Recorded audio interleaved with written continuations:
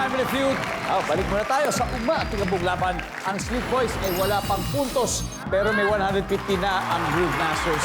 Kaya, eto na, up next, ang businessman ng Street Boys na si Nico versus Tita Joy na founder at mentor ng Sex Bomb. Let's play round 3.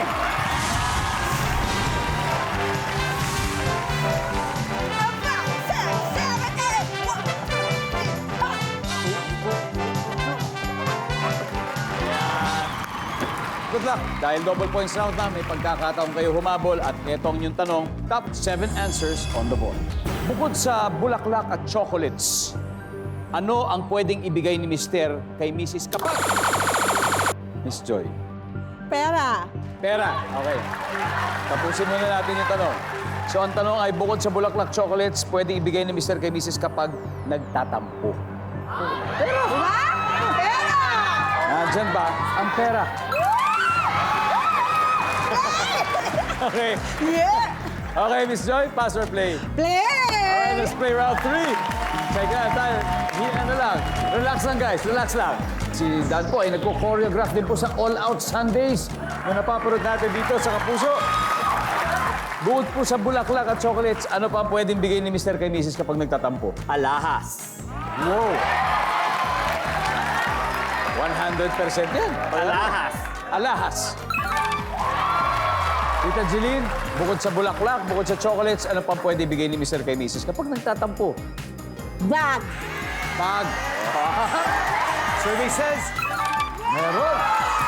Tita Maribeth, ano pa kaya? Pwede ibigay ni Mr. kay Mrs. kapag nagtatampo si Mrs. Makikipag-date siya para mag-dinner sa labas or mag-lunch out. Nandiyan ba ide-date si Mrs.? Tita Joy, bukod sa bulaklak at chocolates, ano pa ang pwedeng ibigay ni Mr. kay Mrs. kapag nagtatampo? Ibigay. Damit. Damit. Magandang Nandiyan ba ang damit. damit? Wala rin. Guys, pwede na kayo mag-usap. Okay. Dan, bukod sa bulaklak chocolates, ano pa pwedeng ibigay ni Mr. kay Mrs. kapag nagtatampo? Anak.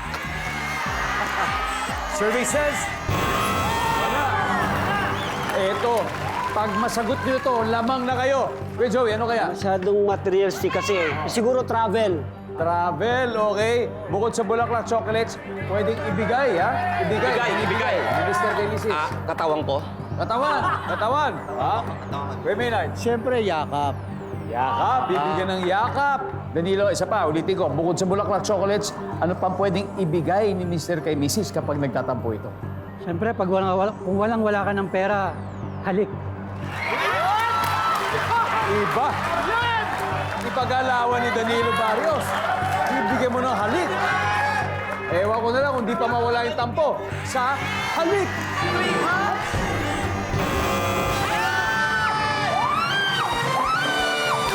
Wow!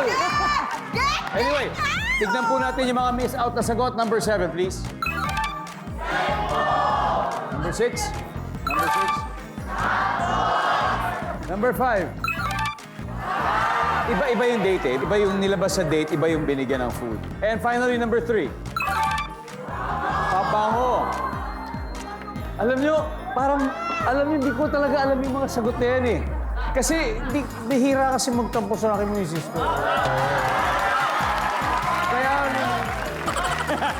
anyway, after 3 rounds, ito po, updated scores, naghahabol pong Street Boys. Pero, 3 rounds, may isa pa tayong pagkakataon, Joey. Kayang-kaya pa yan dahil ang Groove Masters ay may 251 points.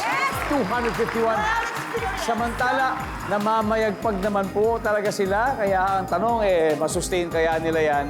Pero konti na lang malalaman na natin dahil fast money round na sa pagbabalik ng Family Feud.